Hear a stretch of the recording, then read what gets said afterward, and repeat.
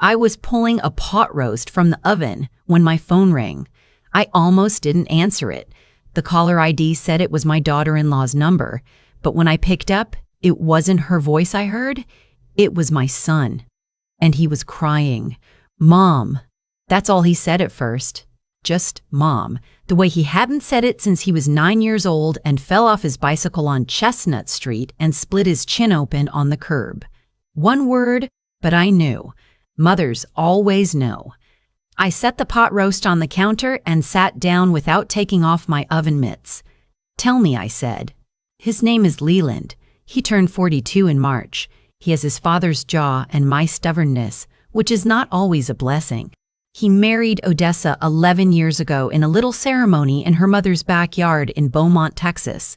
White folding chairs, yellow roses, the smell of her grandmother's peach cobbler coming through the kitchen window the whole ceremony. I loved Odessa from the moment I met her. She has this laugh that sounds like it starts somewhere deep in her chest and can't be contained. She taught 4th grade. She coached the girls' track team on Tuesday afternoons, even though it wasn't in her contract. She brought me a jar of homemade pepper jelly every Christmas without fail. She was 7 months pregnant when it happened. Leland told me on the phone that he'd come home from work to find the front door unlocked and the house quiet. Too quiet, he said. Odessa always had music on, old Motown stuff, The Temptations, Marvin Gaye, playing low from the kitchen speaker while she made dinner. The silence hit him before he even crossed the threshold. He found her at the bottom of the stairs. She was conscious, but barely. Her left arm was bent wrong.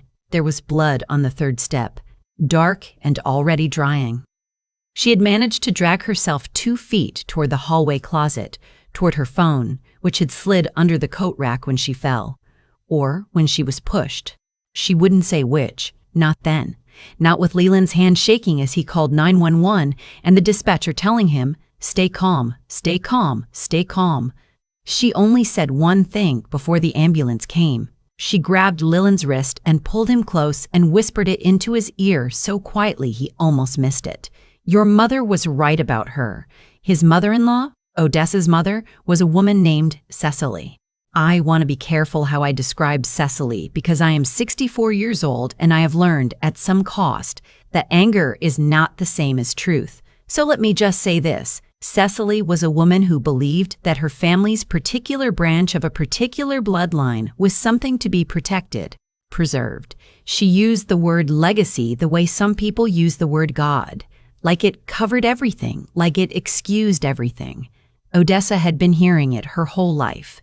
That she was special, that she carried something rare, that she needed to be careful about who she let in, who she allowed to touch that legacy. I didn't understand the first few years what Cecily was actually saying. I thought it was eccentricity, overprotective mother stuff. I gave her more grace than she deserved for longer than I should have. The first time she said something directly to me, it was at Leland and Odessa's 3rd anniversary dinner.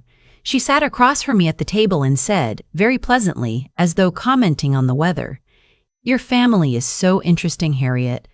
Different. I mean that as a compliment, of course."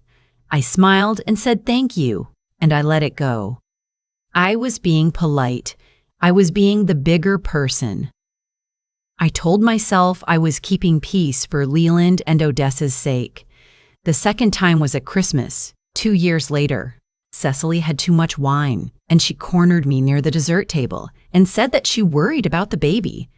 The baby they hadn't announced yet, the baby that only a handful of people knew about. She said she just hoped the baby would be healthy. Vigorous. She said the word vigorous twice. I set down my plate of cookies and looked at her for a long moment. "What exactly are you trying to say to me, Cecily?" She smiled, patted my hand. "Nothing at all, Harriet. Don't be so sensitive. I told Leland that night." He sighed and said his mother-in-law had always been like that. Said Odessa knew it too. Said they'd talked about it, and Odessa just tried to ignore it. I said ignoring it wasn't the same as it not being there. He said, "Mom, please just leave it alone." I left it alone. I shouldn't have. The baby survived. A girl. They named her Rosalind, and she came into the world 6 weeks early because of the trauma to Odessa's body, 3 pounds, 11 ounces, and furious about it, screaming from the first second. And I stood in the NICU hallway with my hand pressed flat against the glass, and I talked to her the way I used to talk to Leland when he was small and scared. You're all right. You're here. You're Leland's daughter, and you're mine, and you are going to be just fine. Odessa had emergency surgery. She lost a lot of blood. They kept her sedated for 2 days. When she woke up and the police came to take her statement, she told them the truth. Cecily had stopped by that afternoon unannounced. She said she wanted to drop off a gift for the baby's room. Odessa had let her in. Of course she had. She was her mother. And they'd sat in the kitchen and had tea, and it was fine. It was normal. Right up until Odessa mentioned that she and Leland had decided the baby's middle name would be after Leland's grandmother. My mother. A woman named Inez who had worked 3 jobs and raised 4 kids alone and who died with more dignity than most people live with. Cecily put down her teacup. She said very quietly, "You're going to name my grandchild after that woman's family?" Odessa told me later from her hospital bed that she'd tried to stay calm, tried to explain, tried to be reasonable, but Cecily had stood up and said things about my family, about Leland, about the baby's blood, that I will not repeat here because some words don't deserve to be repeated. They only deserve to be answered. They argued at the top of the stairs. Cecily left. Odessa fell. Whether Cecily pushed her, or whether Odessa stepped back in shock and simply lost her footing, I don't know. I don't know if we'll ever know for certain. What I know is what Odessa told the police. What I know is that Cecily drove away and did not call 911, did not check, just got in her car and left my daughter-in-law lying at the bottom of those stairs with her unborn child, alone in that quiet house. Now I need to tell you about my brother. His name is Chester.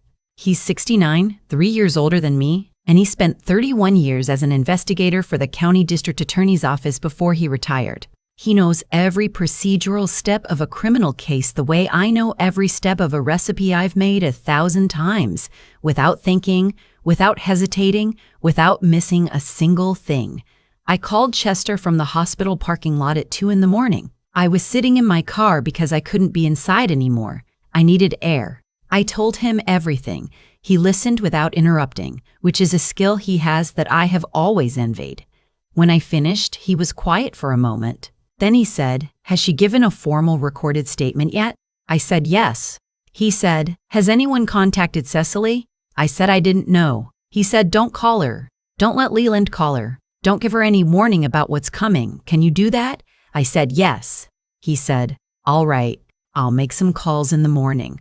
Go home and sleep, Harriet. You need to be strong tomorrow." I didn't sleep, but I went home. What Chester found in the weeks that followed was not one thing. It was layers. It started with a neighbor, an older woman who lived 2 doors down from Leland and Odessa, a retired librarian named, well, she asked me not to use her name, and I won't, who had been walking her dog that afternoon and had seen Cecily's car in the driveway, had heard raised voices through an open upstairs window, had seen Cecily come out the front door, not hurrying exactly, but not lingering either, walking with purpose to her car, getting in, driving away. She had written down the time because something felt wrong to her, she said. She'd been carrying the note in her pocket for 2 days, trying to decide who to call. Chester found her because he talked to every neighbor on that street, every single one. That was the first layer. The second layer was Cecily's phone records. Chester didn't get those himself. He's retired, he doesn't have subpoena power, but he knew who to call, and the detectives on the case were not incompetent. They were just moving at the pace of an official investigation. Chester moved faster. He gave them what he'd found, and they used it to push harder. Cecily had made 3 calls in the 40 minutes after she left Odessa's house. None of them were to 911. One of them was to her attorney. The third layer was harder to find and harder to look at. Chester had a friend, another retired investigator, who owed him a favor and had connections Chester no longer had officially. This friend looked into Cecily's finances. specifically into the trust she had set up for qualified family heirs, her words in the trust document, and the conversation she'd had documented in emails with her estate attorney about whether a child born to her daughter and a man from what she called a different background would meet the qualifications. She had been planning, before the baby was even born, to challenge Rosalind's place in the family inheritance. When Leland read those emails, Chester printed them out and sat with us at my kitchen table when he showed us. Leland didn't say anything for a long time. He just sat there looking at the papers. Then he folded them very carefully, the way he used to fold his permission slips in elementary school, and he put them in his breast pocket. He said, she was never going to accept her. Not ever. I didn't say anything. There was nothing to say. I reached across the table and put my hand over his. Odessa recovered. It took longer than the doctors first thought. The arm had required surgery, 2 pins, and 8 weeks in a cast. There were 2 cracked ribs. There was a bruised kidney that resolved on its own but kept her in pain for almost a month. But she recovered. She is stubborn in the best way possible, my daughter-in-law. She got out of bed every morning and did what the physical therapist told her and ate the meals I brought over 3 times a week in containers with heating instructions taped to the lids. She cried sometimes. I could see her jaw tightening when she thought no one was watching, the way you do when you're holding tears back. But she did not let it break her. Rosalind came home from the NICU after 22 days.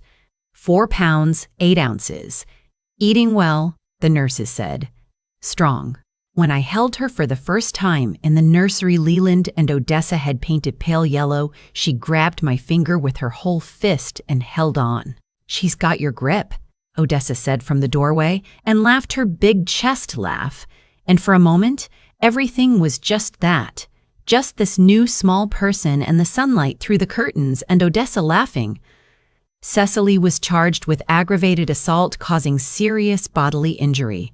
The district attorney also filed a charge related to failure to render aid. Chester had pushed hard for attempted murder, and so had Leland, and I understood their anger. I shared it. But I'd also lived long enough to know that a case you can prove is worth more than a charge you can't. The DA made the call she made, and I trusted it. Cecily's attorney tried to argue it was an accident, that Odessa had become agitated, lost her balance, that Cecily had been frightened and left in a panic. The neighbor's testimony made that difficult. The phone records made it more difficult. The emails about the trust made the jury look at Cecily for a very long time. She was convicted, sentenced to 7 years. She will be eligible for parole in 4, and maybe she'll get it, and maybe she won't. I am 64 years old, and I have learned not to spend too much energy on outcomes I cannot control. What I can tell you is what happened the evening after the verdict. Leland called me from the courthouse steps, and his voice was different than it had been in months. Looser somehow, like something had released in him. He said, "Mom, it's done." I said, "I know, baby." He said, "I need to tell you something." Odessa and I talked about Rosalind's name, the middle name. I said, "You don't have to explain anything to me." He said, "No, I want to. We're keeping it. Inez." We decided the day she came home from the hospital, actually. We just wanted to tell you in person. But, I don't know, today felt right. I was standing in my kitchen. I had been trying to chop onions for soup, and I'd given up the moment the phone rang. I put my hand on the counter and I looked out my window at my backyard, at the old oak tree that's been there since before I bought the house, and I didn't try to hold anything back. "Rosalind Inez," I said.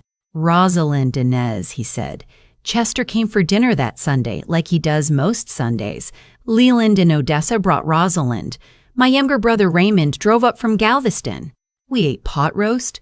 I'd never gotten around to serving the one from that night, and cornbread and a peach cobbler that Odessa had somehow managed to make one-handed during her recovery. Said she needed to prove to herself she could. After dinner, while the men were washing dishes and Odessa was nursing the baby in the armchair, I sat on the back porch steps and Chester came and sat beside me. We watched the fireflies come up from the grass the way they do in early summer. He said, "You doing okay?" I said, "Getting there." He said, "You did good, Harriet, keeping your head." I said, "I had help."